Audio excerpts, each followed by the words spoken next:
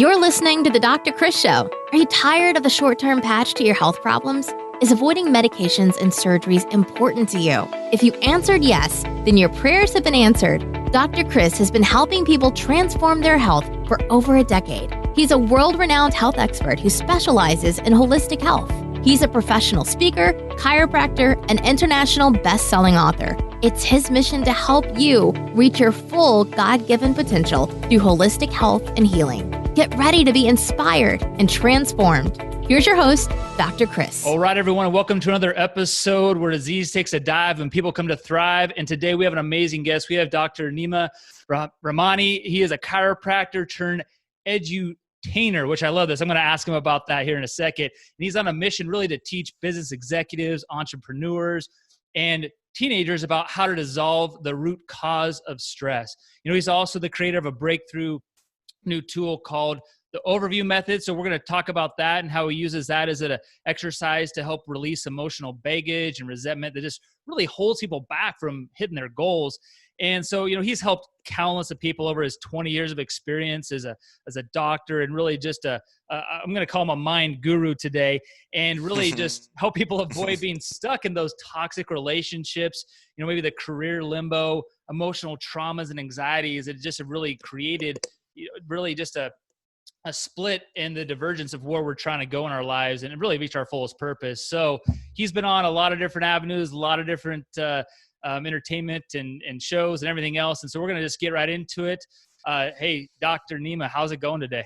I'm really glad to be talking to a fellow chiropractor who's on that with a similar vision. So I'm pretty stoked. Absolutely. You know, we always like to have like-minded people on this show, helping us move in different directions and giving us a different perspective on health and wellness and that holistic approach. While we're all trying to move towards the same goal, sometimes we have different avenues that we have to go through to get there. And so, Dr. Nima, how did you get to where you are today? And tell us a little bit about what you're doing and focusing on now. Yeah. As a chiropractor, people come in for various stress-related problems. They come in, what I discovered in their physiology comes in, they come in with the end result of various breakdowns in their physiology. And so after doing it for about, how many years have you been in practice, Chris? Oh, just about 10 years now. Okay. Yes. After about the 10-year point, you start to notice, you know what? It's not just physical. It's not that when they're coming in, yes, okay, you have the jaw pain, you're getting the chronic headaches, and yes, there's digestive issues. But if we go upstream and get to know what's really happening, when you ask and get to know your patients, what's really the cause of their stress-related problems? Yeah, it's really their stress-related problems are what's between their ears a lot of times, right? And of course, that's what it is. But what's going on in their lives? What are they sharing with you that precipitates this negative thinking and this downward spiral in their stress? What happens? And when I really looked at that, it was relationship breakdowns. It was the result of woundings from attachment wounds, and which are replications of earlier attachment wounds. So breakdowns in relationships, heartbreak, brother, sister, mother, father, you know, ruptures. We aren't really taught growing up when you have a rupture or a conflict, how to repair. So those earlier woundings then show up in relationship problems. Something happens, and then within a few months, the body starts to break down and they end up in my office. So I was like, you know what, maybe I got to be giving these people, like after I lost a patient from a heart attack who I really got connected with, I realized that, you know what, I'm not teaching my patients why they're sick, why they're stressed in the first place. So about 12 years ago, I set up a 3-hour workshop in my office called Life Skills for a Stressful World, where I wanted my patients to come in and learn, you know, the foundations of interpersonal neurology, values, why we get into conflict, and, you know, the real problem is the fear of rejection, the fear of abandonment. That's why we show up inauthentically in relationships, cause a toxic breakdown, cause affairs, all sorts of breakdowns in relationships. Then it causes stress, and then the body breaks down. Why don't we just go back and teach the foundations of human behavior and relationships? And to my surprise, the patients that showed up to those workshops had better outcomes in the practice.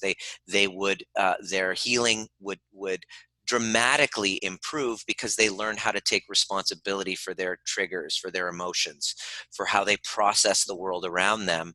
And I gave them kind of like a lens in which to view their life so that they were more resilient and adaptable to the stresses that were around them and the conflict and relationship breakdowns. And over time, Chris, I discovered that I really loved teaching more than I did coming to the office on Monday to deal with the end stage of stress and relationship breakdowns. So fast forward 10 years, that 3-hour Saturday morning kind of class had turned into a 3-day live event called the Overview Experience, where I teach people how to clear their past attachment wounds. Because really, it all comes down to that. We think we have freedom in our lives. To imagine the shock and the surprise of people when they realize that the choices that they're making in relationships and food and all of that don't actually come from them. They don't really have true freedom. They're actually unconsciously repeating past woundings and trauma dropped in from their past. And so it's a great awakening to realize they really didn't have control in the first place. And the process now begins to reclaim your own personal authority, really understanding who I am, why I made the choices that I did based on my attachment wounds, and healing the younger parts of myself that I abandoned in service of approval, in service of, attachment. Yeah, And absolutely. help people become their authentic selves again so that they can now design their life and then have a different context. And so now I teach people how to transfer, and I have kind of like online programs where I teach people how to heal their past woundings and recreate and redesign their lives. And in so doing, relationships heal and the physiology starts to heal as well. Well, it's so amazing because, when we look at problems in our health that break down, it all comes from an interference, right? Is it a physical interference? Is it a chemical interference? Is it an emotional interference?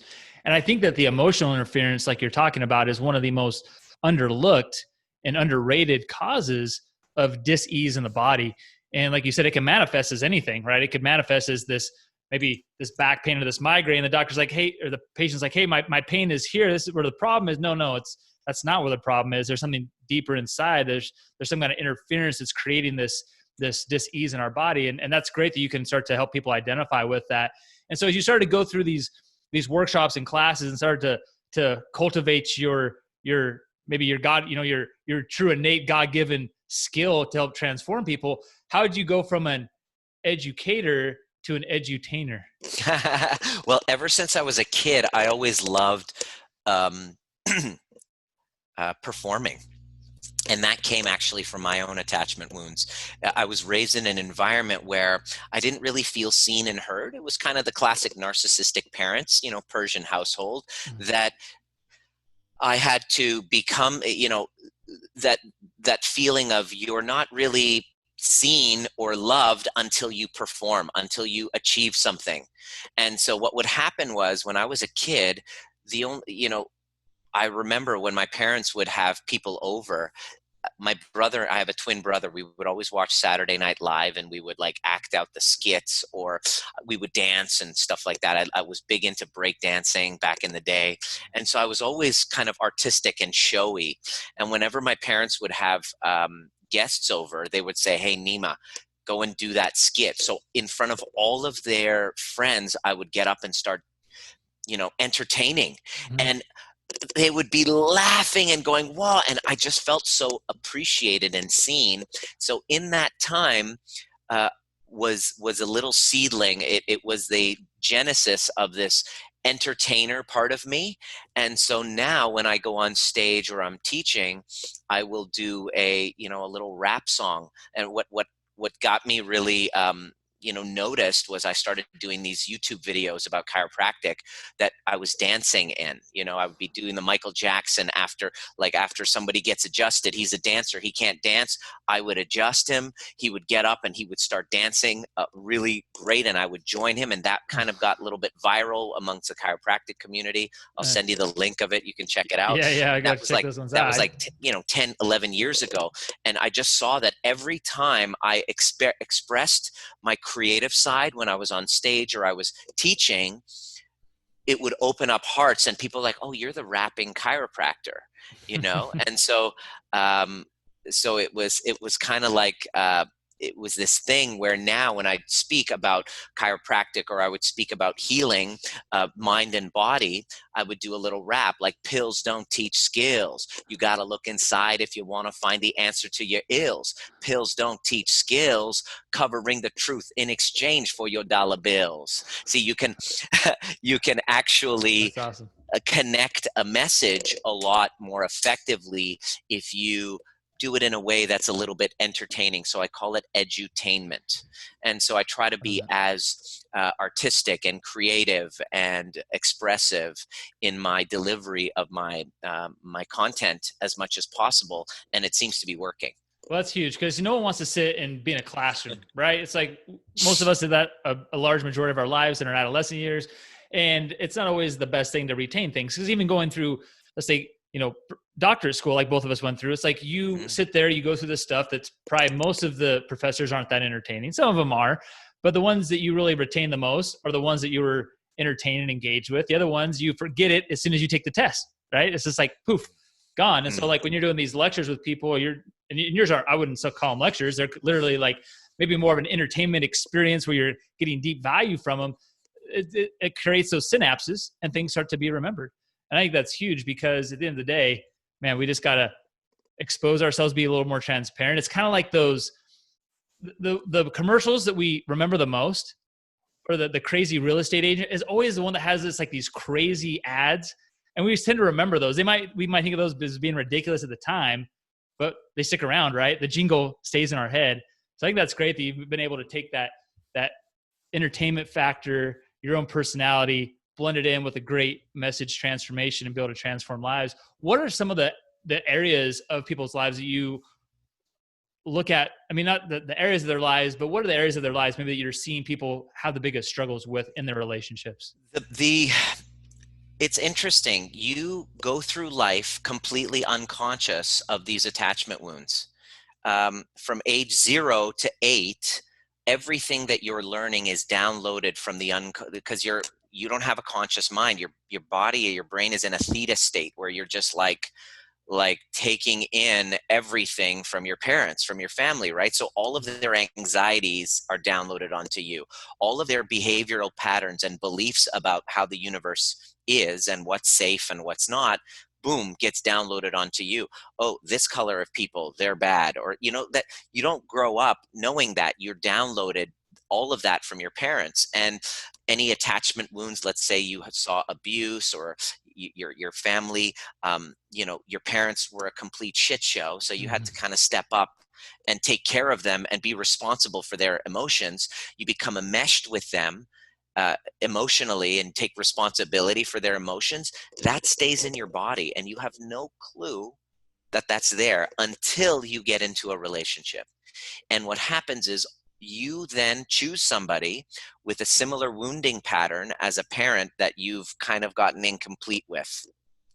And what'll happen is you will get those old woundings start to become triggered.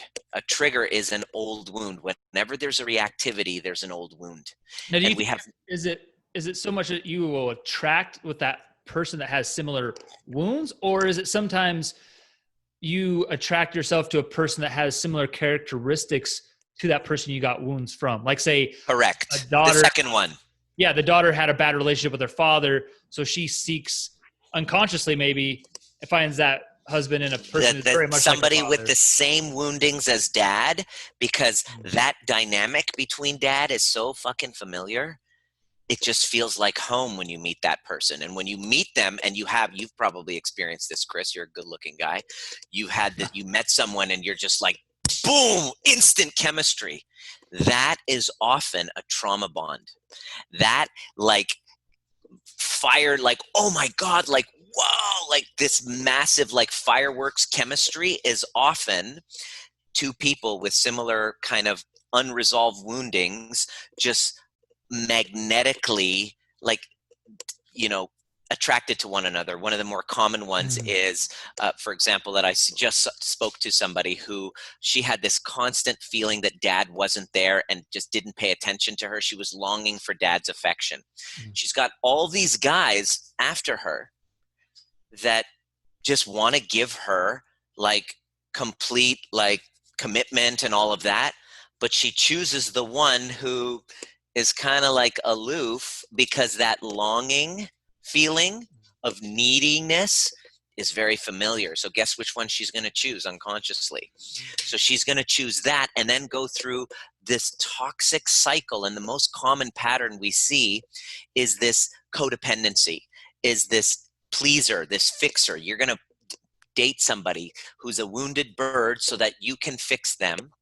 Okay, you please, you fix, because that's where you had your identity as a child, was where you were able to fix or please mom, and you were the good girl or the good boy, and that became your identity. So you are now unconsciously, there's no freedom in this, you are unconsciously pulled towards somebody with that similar wounding so you can act out that same dynamic. And if you don't really heal those attachment wounds, it'll get toxic. You'll leave that person, you'll go find another person with the exact same pattern again and again, going, why do I date the same people? Why do I have the same argument again and again and again? So the most common one, as you asked, is the codependent narcissist dynamic.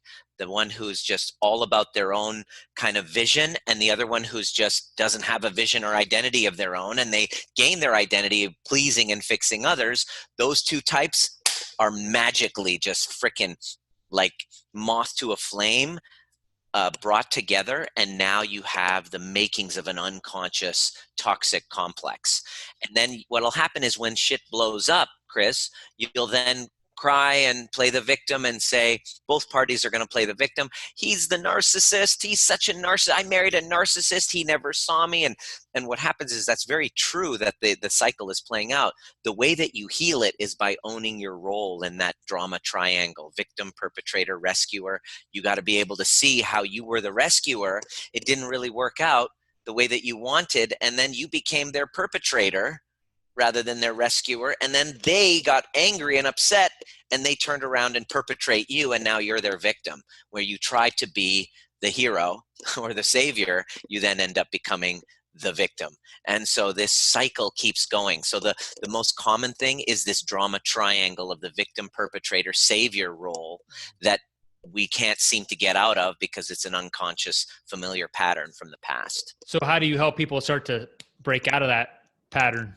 This is very difficult, Chris. The first way is you got to actually own your role. Own where you are all of them. Are you in a relationship right now? Yeah. Married to my wife, Deidre. We've been married for about 7 years now. Okay, perfect. Now, before you married Deidre, were you in any of these kind of toxic cycles? Could you recall? Has that ever happened to you? Oh, I'm sure probably every failed relationship probably was, right? Because if it was the right one, so how do you break the cycle? Here's what you do. And this is very difficult. I take people through a process. And what we do is you draw a triangle, okay? And on the top one, you write perpetrator. On one of the sides, you write savior, hero. And then on the other one, you write victim. So you look at the cycle, okay? The drama triangle, look it up, okay? And the way that you break it first is you own your role in all of them. Where are you the victim? Where were you the perpetrator? Or where were you the savior? And then you ask the question, where were they my savior? Where were they my perpetrator? Where am I playing the victim here? And where am I playing that role in each of their lives? And when you look at it that way, the only way you break the cycle is through empathy, which is very difficult because we all start off as covert narcissists. We don't have empathy. We want to play the victim. We feel so hurt by the other person. We can't imagine, we can't fathom that their behavior is because they feel perpetrated by us. Mm-hmm. That they feel that they wanted us as their savior. We didn't fill that role because nobody can save us except us. We didn't adequately fit the bill of their savior. So then we became their perpetrator, and now they're the victim to us. We can't see that when we're covert narcissists. Well, yeah, it's kind of like Dr. John Demartini, and he talks about how everything that we dislike in somebody, or the reason we have feelings of animosity and anger, whatever, are because we see those. We don't see those consciously, but subconsciously we're those same things as well. Like, yeah, we don't if you like spot it, you got it.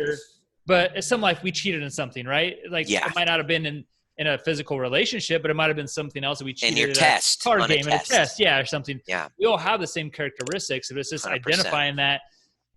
Yeah, and then, like you said, owning exactly, place, owning the trait, as John says, owning the trait, as John talks about and teaches, owning where you are all three. That's the first step, and then owning the fact that none of it's your fault, none of it's their fault. There's no one to blame. There's just like, oh shit, I was unconscious. Okay, great. Now where does this all come from? Here's the next step: is you got to go back and heal those attachment wounds. There's a younger version of me that showed up and called for that kind of relationship because it was familiar. So I keep running into that. I got to address the part of me that needs to keep filling that role unconsciously. Mm-hmm. And the answer is to heal those attachment wounds. So basically the entire foundation of everything I teach is helping heal those attachment wounds. So some of these things have been deep-seated in people for a very long time. Like you said, these are things that we absorb as infants, toddlers, adolescents. I mean, it goes out throughout our life, and it could be something that's been around for 10, 20, 40, 50 years or more. And you think about, wow, okay, is it going to take me that long to get through this and to heal my inner emotional scars that I have and to come to that conscious state? And you look at like Tony Robbins, he says, well, hey, you know what? In an instant, someone can change their mindset, right? Or they can change their perception. And so what do you see for people? How long does it really take them to start to get through this process? And what does that look like for the average person? Is everyone different? How long does it take? Yeah. Okay, I listened to a podcast with Dr. Shefali, and she says it takes about 1 to 2 years to really heal those attachment wounds. And I did John's work for about 20 years, and I realized that doesn't actually fully address it. That addresses the cognitive aspect. But what we have to address, you got to think about it. When we do cognitive work, like John Demartini's work and Byron Katie's work, we're dealing with a cognitive process, asking the question, well, who sees that trait in me, and which is cognitive. But most of these attachment wounds happen long before you had language, where you had the stress that was in the body. Okay, the stress was actually in your body. It was long before you had language. So you can't talk or think your way out of those wounds. You must feel your way out of them. And so this is where I started going balls deep into breathwork and inner child work, and really merging the cognitive with the somatic first. In fact, what I discovered is if you don't deal with the somatic aspect of the trauma or the wounding that you're holding on in the body, like I can sit here and do John's work day and night, but if I all of a sudden hear my father's voice raise, like somebody yell, if you all of a sudden start screaming at me, my body's going to go like this. It's just going to go tighten up unconsciously without even having to think about it. Well, I got to address that part. And that's done by dropping into the body. That's done with deep shadow work. That's done by self-works, journaling and meditation, and having a guide walk you through those old traumas and woundings and help you move through them through your body. And that takes some of them, Chris, you don't even remember. Like the clients we work with, they're like, I don't have any memories of childhood. But then when we do a breathwork ceremony, a breathwork session, have you ever done breathwork? No, other than just for meditation, some purposes Okay. there. I've never done probably So what you're talking breathwork is a about. conscious connected breathing. I'm doing it next Sunday. You might want to join. I do it once a month for my tribe, and I open it up for everybody. Cool. I do an inner child meditation plus breathwork, where you're literally retraining your physiology for the most basic fundamental nervous system regulating skill known to humanity, which is breathing. Yeah. And you're retraining your body to breathe. And when you slow the breathing down, your brain waves start to slow down, and any stuck emotions that are there from childhood will start to bubble up, and you will cry them out and express them and have those fears, and they move through your body. So a lot of this time, you don't even know that it's there, but it's a process that I kind of teach, that breath work is a part of it. It's like, look, I'm just going to regulate my nervous system. I'm going to take any unprocessed emotions, and I'm going to teach myself, retrain my nervous system from the foundational level to breathe properly. Because if you're holding your breath, you're not really like the way that you breathe is how you live. Mm-hmm. Inhale is receiving with the universe. Exhale is giving. If you don't have a one-to-one kind of relationship with your breath, there is some sort of a wounding that's unprocessed.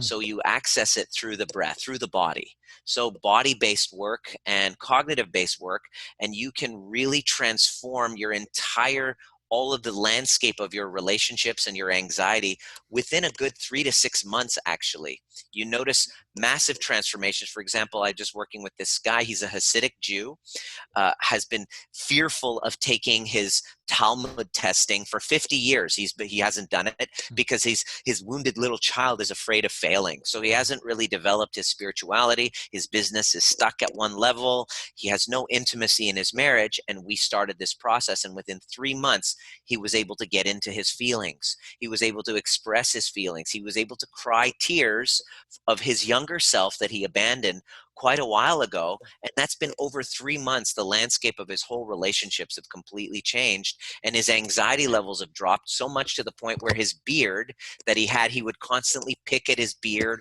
or clients pick at their skin or pull their hair as an anxious kind of tick. Yeah. They're like, it's gone.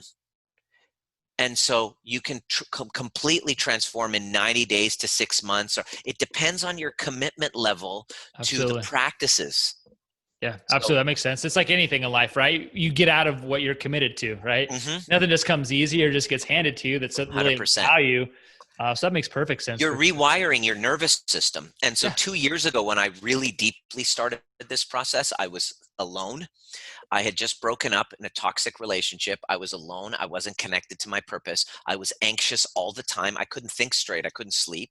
And then I started. And now within about 6 months, I started to notice a massive difference in my anxiety levels, this hypervigilance that I was constantly going. And in my work, it was like, more. It's not enough. It's not enough. I need the shiny new object. I need this much level of success. I need to keep, it's not enough. It's not enough. It's not enough.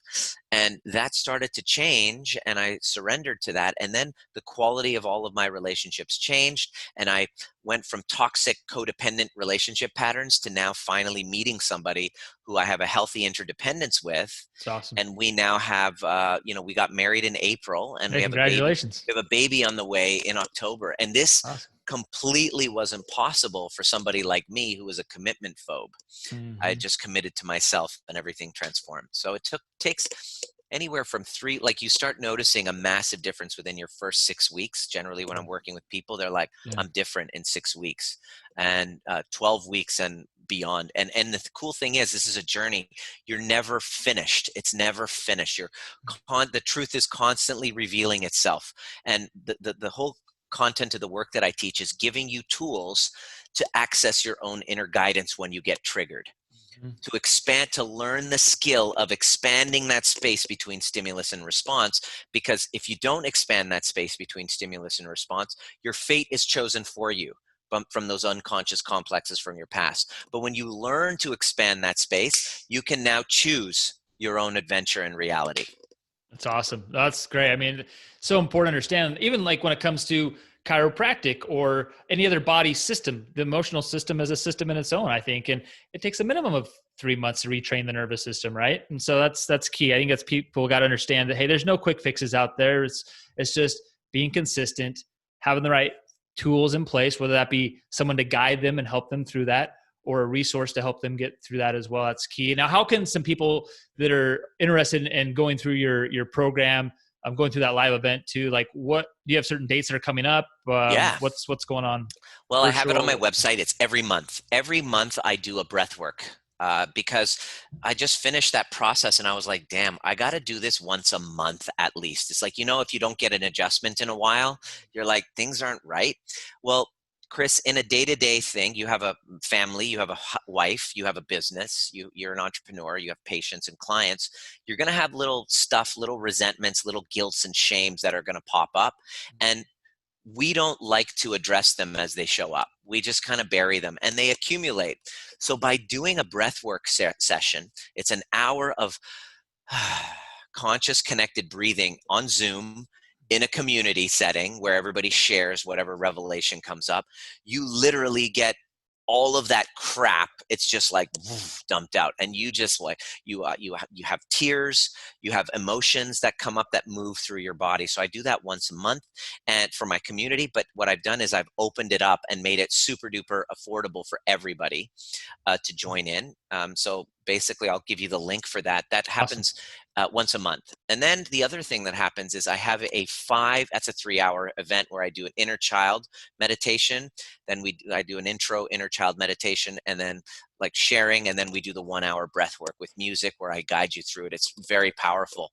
One of my chiropractic colleagues, he decided to come, and he said, I feel like I did 10 years of therapy in 3 hours. Awesome. It's kind of like a psychedelic experience, but you're not taking any drugs. You're actually using your breath to kind of go back to old memories. They start to come up. It's I can't. It's pure magic. Yeah, it's pure magic. The next thing is called the overview experience, which my 3-day live event, thanks to COVID, canceled all of my events all around the world and had to kind of pivot and find a way of bringing that same magic of the weekend to a 5-hour retreat where you can kind of be at home and learn the skills of becoming trigger proof, learn the skills of taking a trigger, expanding that space between your stimulus and response, and then turning it into deeper self-trust, turning every conflict into deeper intimacy and healing your attachment wounds. We go into 5 hours of healing those attachment wounds. So that's called the overview experience. And then I have a free Facebook group where I'm literally doing trainings each and every day. Cool. Awesome. So we'll make sure we put those on all the show notes so that you listeners today can get that access and start to incorporate some of these things, start to get some action steps in your life, because that's huge. Without action, there's nothing, right? So that's awesome. Dr. Nima, I appreciate you having your knowledge on here today and just sharing with us this different perspective and a new understanding of really where some of our underlying issues are coming from: physical, chemical, emotional, and just bringing them all out to the surface so that we can live our fullest purpose. So I just want to ask you one last question to close up. Everyone's experience is different with this and answers. What does reaching your fullest potential mean to you?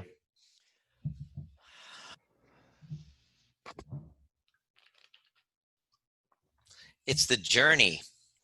It's the journey of a vision and taking a step towards taking off the mask. Your fullest potential is the real you.